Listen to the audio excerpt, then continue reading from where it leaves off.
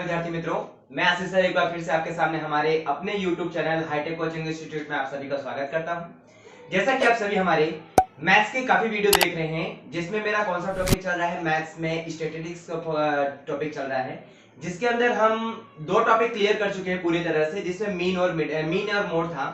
तो आज का टॉपिक जो हमारा क्या है, बहुत ही आसान, बहुत ही ट्रिक, बहुत ही समझदारी के साथ किसका टॉपिक रहेगा, मीडियन का रहेगा। तो बच्चों मीडियन के लिए क्या है, जैसे हमने मीन में पढ़ा था कि हमें औसत निकालना पड़ता था, माध्य निकालना पड़ता था, उसको हम एवरेज भी कह सकते थे। उसी तरह हमने उसके बाद वाला टॉपिक हमने मोड का पढ़ा था, जो मोड के अंदर हमें क्या बताया गया था कि उसका बहुलक है, पौष्टिक है, उसमें मैक्सिमम करके आता है। उसी तरह आज का टॉपिक हमारा क्या है, मीडियन का है। मीडियन मतलब होता है मध्यिका, मध्यमा, मध्यस्थ, बहुत सारे इसके नाम हैं। हम उन सभी को आसानी से शॉर्ट ट्रिक के द्वारा, शॉर्ट ट्रिक क्या कहूं मैं, जो सवाल है, जो सूत्र है, जो नियम है, उसके आधार पे मैं आप सभी को बताने वाला हूं। तो ज्यादा समय ना व्यर्थ करते हुए आते हैं अपने टॉपिक पर, मीडियन के। तो जैसा कि आज का हमारा टॉपिक इसका है, मीडियन का है, तो इस मीडियन को और किस नाम से जाना जाता है?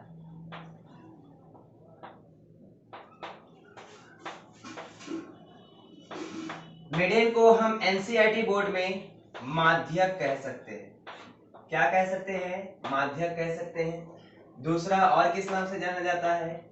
मध्यिका के नाम से जाना जाता है, मध्यमा के नाम से जाना जाता है,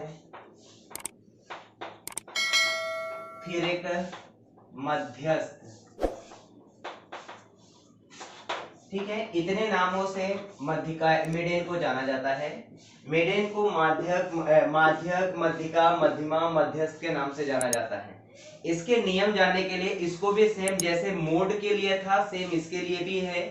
उसमें भी क्लास की जरूरत होती थी, इसमें भी क्लास की जरूरत होगी। उसमें भी नॉन क्लास का सीधा सीधा मेथड था, इसमें नॉन क्लास का भी अलग से मेथड है। और नॉन क्लास में इसके अंदर कैसा होता है, जिसमें वर्ग नहीं दिया होता, xi के साथ fi दी होती है, उसके लिए हमें सबसे मेन मुद्दा होता है उसमें क्या करना, फ्रीक्वेंसी को टोटल करके, फ्रीक्वेंसी मतलब आवृत्ति को टोटल करके हमें क्या देखना पड़ता है कि उसका टोटल जो है वो इवन नंबर है कि ऑड नंबर है। इवन नंबर है कि ऑड नंबर है। इवन नंबर मतलब क्या, उसका टोटल जो है सम संख्या है या विषम संख्या है। और अगर सम संख्या होगा तो उसके लिए अलग सूत्र लगेगा, अगर विषम संख्या होगा तो उसके लिए अलग सूत्र लगेगा। ठीक है, ये तो बात हुई नॉन क्लास के लिए। और क्लास जब दिया रहेगा, जब वर्ग दिया रहेगा, तो वर्ग के आधार पे उसके नियम क्या हो जाते हैं, चेंज हो जाते हैं। उसमें केवल एक ही फॉर्मूला लगता है, और वो फॉर्मूला क्या है मैं अभी आप सभी को बताने जा रहा हूं। जैसे सबसे पहला टॉपिक का मैं बात करूंगा किसके, नॉन क्लास के लिए। जब वर्ग ना दिया हो, ठीक है, जब वर्ग ना दिया हो तो उसके लिए मैंने दो कंडीशन बताए थे, जिसमें n मतलब तुम्हारा ऑब्जर्वेशन, टोटल ऑब्जर्वेशन होता है, जो टोटल आवृत्तियों की संख्या होती है उसे कहते हैं। वो हमारा कैसा हो, विषम हो तो अलग सूत्र लगता है, और सम हो तो अलग सूत्र लगता है।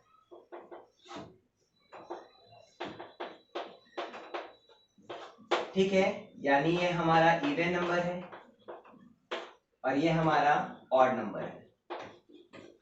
ठीक है, ये याद रखना। अगर n तुम्हारा विषम संख्या हो यानी ऑड नंबर होगा तो उसके लिए अलग फॉर्मूला लगेगा। n बराबर सम संख्या हो यानी इवन नंबर हो तो उसके लिए अलग फॉर्मूला लगेंगे। कौन सा फॉर्मूला है? सबसे पहले मैं कहूं कि मीडियन को दर्शाते किससे हैं, तो मीडियन को किससे दर्शाते हैं, कैपिटल M से। ठीक है, कैपिटल M से है तो M इज इक्वल टू क्या होगा, जब वर्ग ना दिया हो तो उसको विषम संख्या हो तो उसके लिए फॉर्मूला बन जाता है n+1 अपॉन में 2। ठीक है, वह अवलोकन या ऑब्जर्वेशन कह सकते हो। चलो, ये तो क्लियर हो गया। ये हमारा इसके किसके लिए नियम था, ये विषम संख्या के लिए यानी ऑड नंबर के लिए हुआ। इसी के साथ साथ जब सम इवन नंबर होगा यानी कि सम नंबर होगा तो उसके लिए फॉर्मूला क्या हो जाएगा, m is equal to n/2 वह पद या तो अवलोकन प्लस n/2 + 1 वह पद अपॉन में क्या आ जाएगा, 2। चलो, ये तो क्लियर हो गया होगा। इन दोनों में फर्क मैं बता दूं, देखो यहाँ पर n+1 अपॉन में 2 है, बच्चे कंफ्यूजन करके यहाँ पर भी सेम वही टॉपिक रख देते हैं, और सेम वही टॉपिक रखने से सवाल क्या हो जाता है, गलत हो जाता है। देखो यहाँ पर क्या है, n/2 है, उसके बाद प्लस करके 1 है, इन दोनों में यही डिफरेंस है। इतना ही हमारा किसके लिए होता है, क्लास के नॉन क्लास के लिए होता है, यानी जिसके में वर्ग ना दिया हो, ऐसी कंडीशनों के लिए ये हम रूल्स का अपना सकते हैं। चलो ये तो टॉपिक हुआ इसके बारे में। लेकिन जब क्लास दिया होगा, तो उसके लिए क्या होता है, क्लास दिया हो मतलब जब वर्ग दिया हो तब।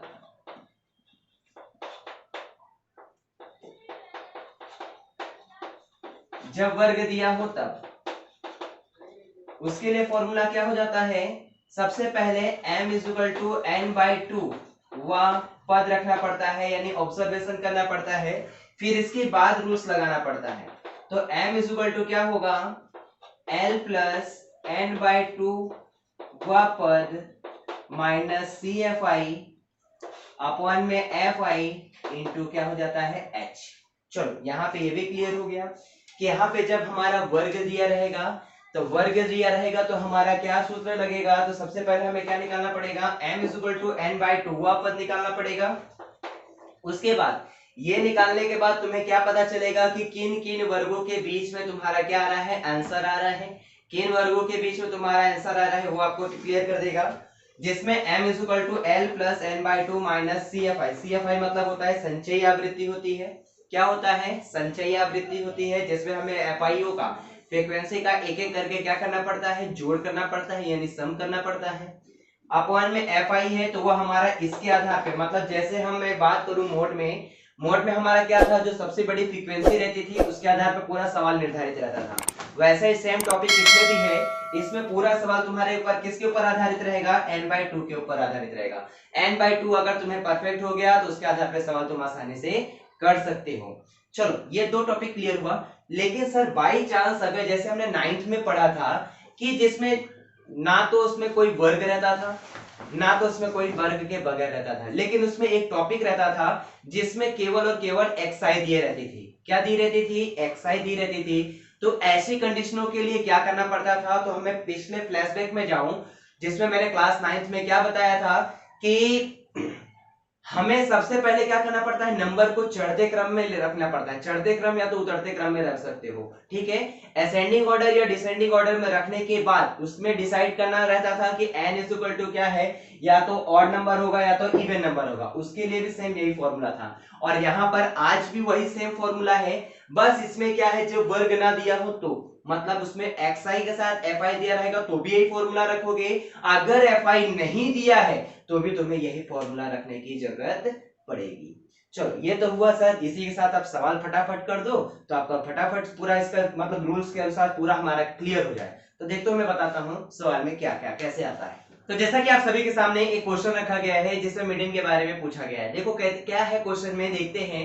जिसे कहा गया है the following frequency distribution given the monthly consumptions of electricity of 68 consumers of a locality। हमारे आसपास के लोकेलिटी में मैं कहूं तो कुछ इलेक्ट्रॉनिक का खपत है, जिसमें हमें क्या कहा गया, मंथली कुछ डाटा दिया गया है, और उसके आधार पे हमें क्या बोला गया है, find the median mean and mode of the data. और यहाँ पे ऐसा कहा गया है कि हमें मीन भी निकालना है, मीडियन भी निकालना है और मोड भी निकालना है। तो जैसे कि मैंने लास्ट 2 वीडियो में पहला टॉपिक मैंने मीन किया था तो तुम मीन निकाल सकते हो आराम से।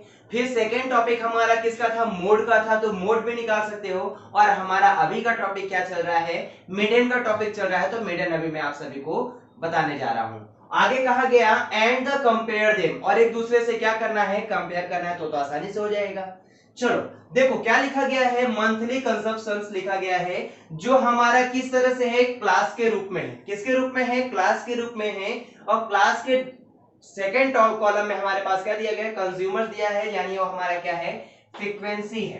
क्या है, फ्रीक्वेंसी दी गई है। तो सबसे पहला काम मुझे क्या करना है, अगर मीडियन पूछता है तो तुम्हें एक कॉलम और बनानी है, जिसको हम क्या लिखेंगे, CFI लिखेंगे।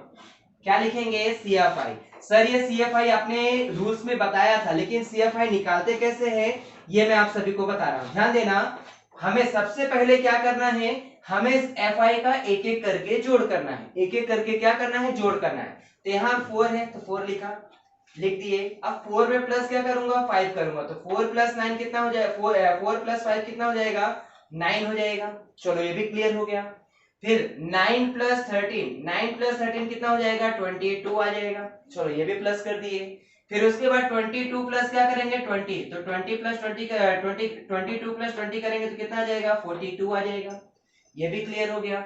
42 प्लस कितना करेंगे, 42 प्लस 14 करेंगे तो कितना हो जाएगा, प्लस करो 6 और यहाँ 56 आ गया। चलो यहाँ पर भी हो गया। इसके बाद 56 प्लस 8 कर दो, 56 प्लस 8 करेंगे तो कितना आ जाएगा, 64 आ जाएगा। यहाँ पर भी पूरा क्लियर हो गया। फिर 64 प्लस क्या आ गया, 4, यानी कितना आ गया, 68। चलो यहाँ तक तो सबको समझ में आ गया होगा। यहाँ तक किसी को अगर कोई प्रॉब्लम हो तो हमारे नीचे दिए गए नंबर पे कांटेक्ट जरूर कर सकते हैं कि सीएफआई कैसे निकाली गई। फिर भी मैं एक बार फिर से बता देता हूँ, सीएफआई हमारे लिए क्या होता है, एफआई फ्रीक्वेंसी के अंदर जोड़ की जाती है, जिसमें हम एक एक करके क्या करते हैं, फ्रीक्वेंसी को जोड़ करते हैं। ठीक है, यहाँ पे 4 था तो 4 लिखा, 4 प्लस 5 किया तो 9 आ गया। फिर 9 प्लस 13 किया तो क्या आ गया, 22 आ गया। 22 प्लस 20 किया तो 42 आ गया। 42 प्लस 14 करेंगे तो कितना आ जाएगा, 56 आएगा। 56 प्लस 8 करेंगे तो 64 हुआ। 64 प्लस 8 किया तो कितना आ गया, 68। वैसे भी तुम्हें दिया गया यहाँ पे कितने कंज्यूमर्स थे, 68 थे, तो हमारा आ गया। चलो यहाँ तक तो क्लियर हो गया। फिर उसके बाद सबसे पहला टॉपिक क्या करना था हमें, m is equal to n/2 observation करना था। तो n/2 में हमारे पास देखो n टोटल कितना आया, फ्रीक्वेंसी का टोटल, तो फ्रीक्वेंसी का टोटल हमारा यही दर्शा रहा है, जो कितना है, 68 है। तो यहाँ मैंने 68 बाई क्या लिख दिया, 2 लिख दिया। तो इसको मैंने डिवाइड किया तो कितना आ गया, 34 आ गया। 34 ऑब्जर्वेशन आया, यानी हमें टर्म्स देखने हैं 34। तो 34 देखते हैं फिर हमारा सीएफआई में किसके अंदर आएगा। 34 किसके अंदर आएगा, 34 से ज्यादा नहीं होना चाहिए, 34 से कम नहीं होना चाहिए, 34 से ज्यादा हो जाएगा तो चलेगा। तो सबसे पहले देखो यहाँ पे 22 है, जो क्या है 34 से कम है, लेकिन यहाँ क्या है 42 है, जो 42 जो है वो इसके अंदर आ जाएगा, मतलब इन दोनों के बीच में 34 आ जाएगा। मतलब हमारा मेन टॉपिक किसका है, 42 का है। तो ये हमने इस पे क्या कर लिया, राउंड कर दिया। चलो यहाँ तक तो क्लियर हो गया। इसके बाद अब मैं फॉर्मूला लिख देता हूं m का, m is equal to l plus n/2 minus CFI upon में FI इंटू H। चलो ठीक है। अब यहाँ पे L क्या होगा, तो L हमारा किसके ऊपर डिपेंड करता है, ये हमारा जो ऑब्जर्वेशन था किसके अंदर आ रहा है, उसके अंदर। तो याद रखना, इसके सामने वाला जो होगा, यानी इसके सामने जो होगा वो हमारा कौन सा कॉलम है, FI वाला कॉलम है। तो ये हमारा क्या हो गया, FI आ गया। चलो ये तो क्लियर हो गया। फिर इसी के ठीक सामने वाला लोअर नंबर यानी अधर सीमा, ये क्या कहलाएगा, L कहलाएगा।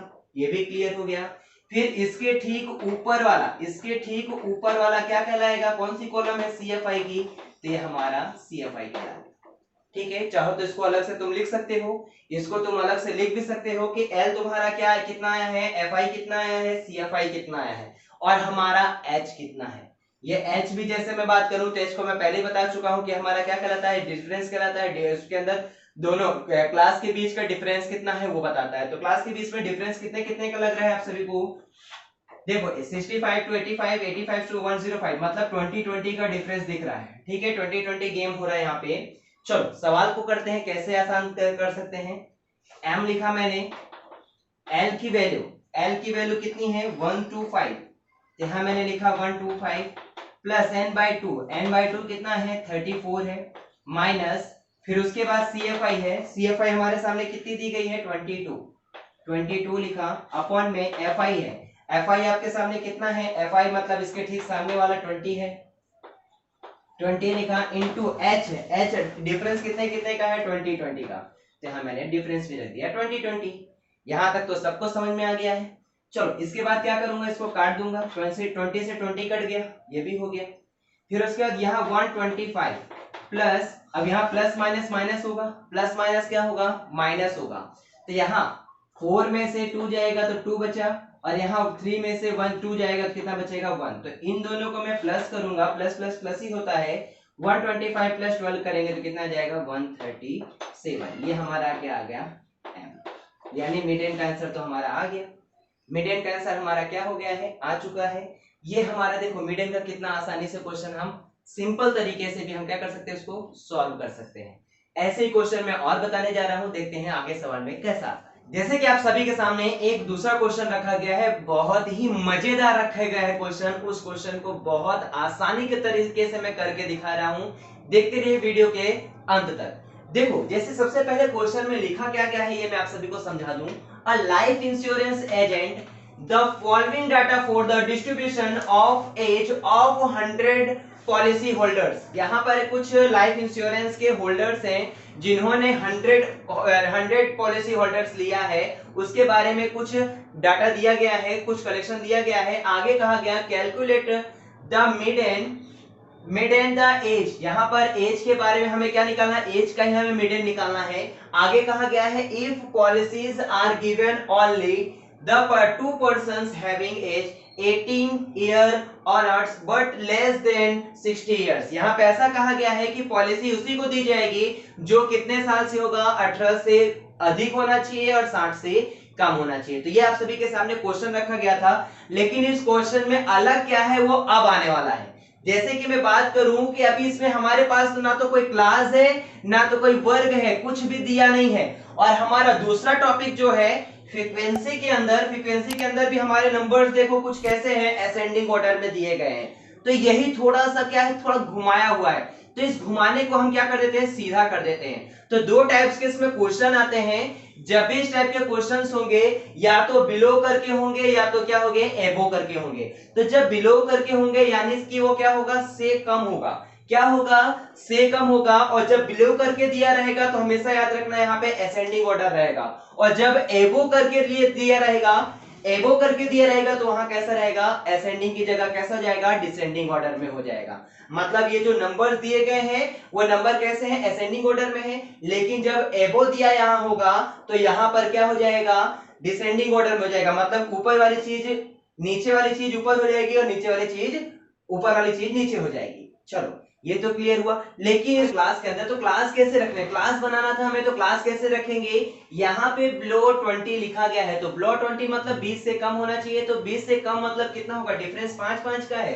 तो यहाँ मुझे क्या रखना पड़ेगा, 15 से 20। तो 20 से कम यानी 15 होना चाहिए। 20 से कम यानी कितना होना चाहिए, 15 होना चाहिए। तो मैंने 15 to 20 कर दिया।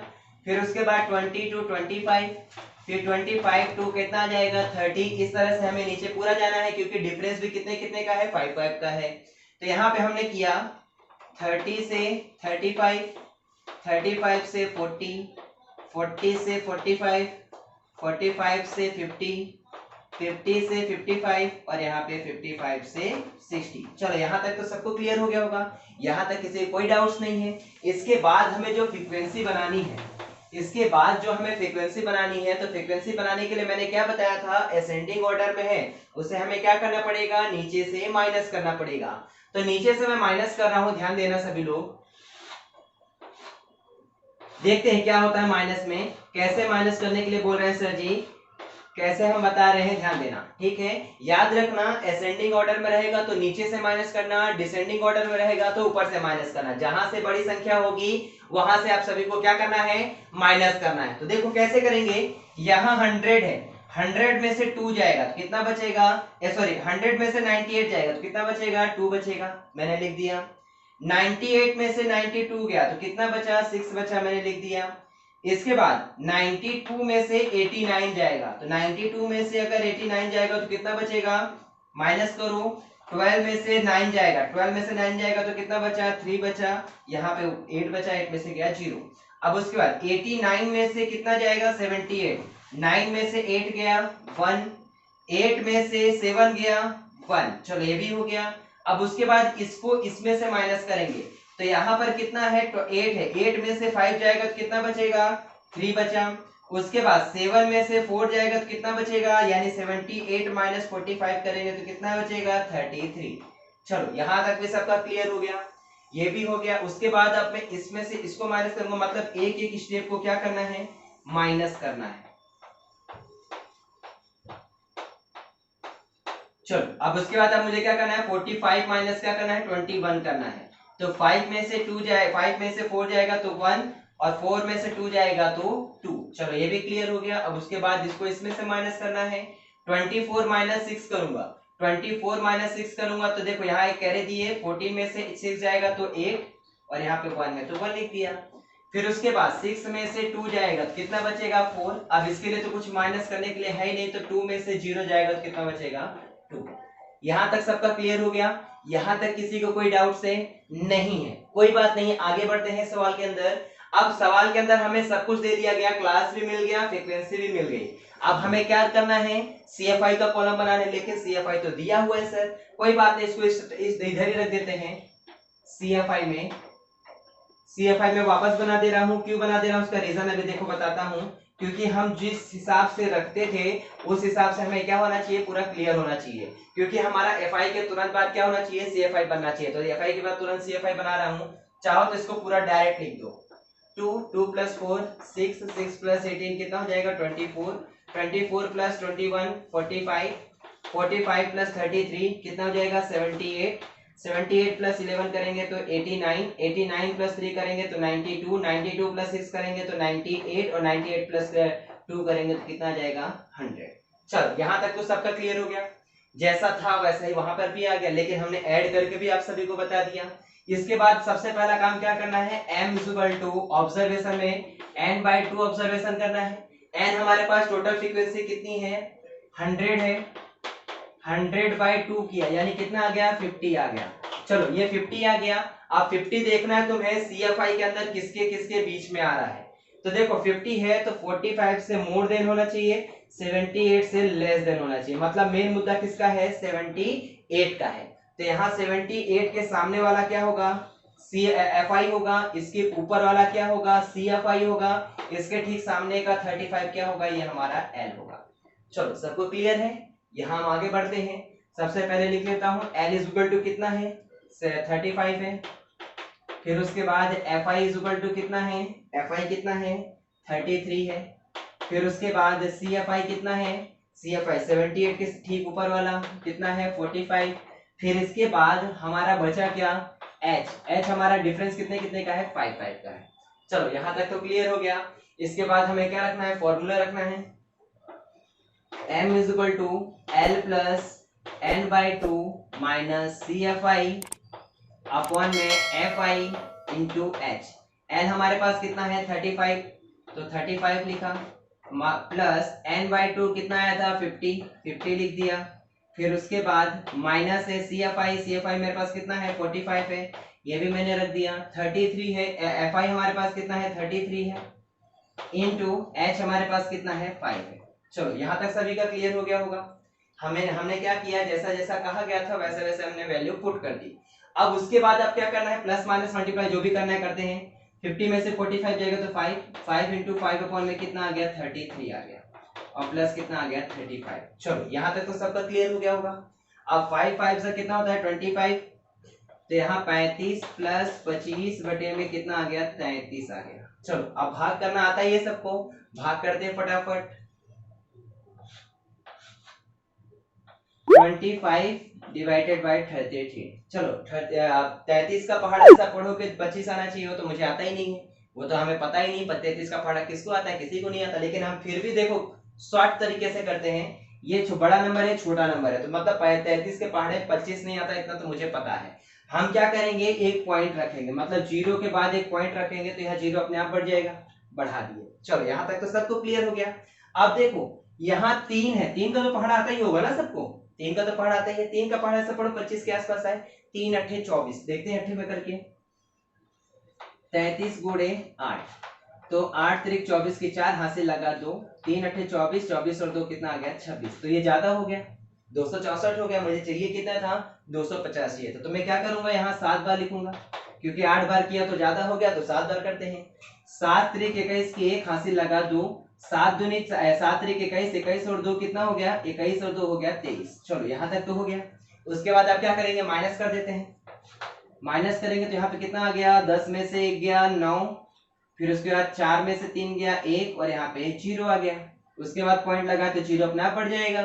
अब क्या करूंगा, यहाँ 3 है, 3 का पढ़ा ऐसा पढ़ो कितना आना चाहिए 19 के आसपास आना चाहिए, तो 3 अट्ठे 3 छंग 18, तो यहाँ मैं इसको स्किप करता हूँ, मिटाता हूँ इसको, तो 33 गुणे कितना कर देता हूँ 6, तो 6 त्रिक 18 की 8 हासिल लगा 1, 6 3 6 18 और 1 कितना आ गया 19। ये भी ज्यादा हो गया, ये भी ज्यादा हो गया, मतलब मुझे कितने बार रखना पड़ेगा, 5 बार रखना पड़ेगा।